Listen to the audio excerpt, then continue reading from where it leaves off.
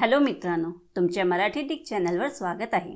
मी तुम्हाला मराठी डिक चॅनलवर रोज नवीन इंग्रजी शब्द शिकवणार। तर चला समय नष्ट न करता आजच्या व्हिडिओमध्ये शिकूया इंग्रजी शब्द। इन्सेन।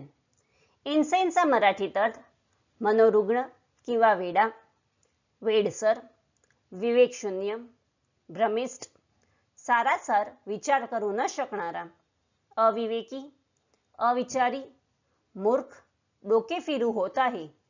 इन्सेनला आपण वाक्यात प्रयोग करून बघूया।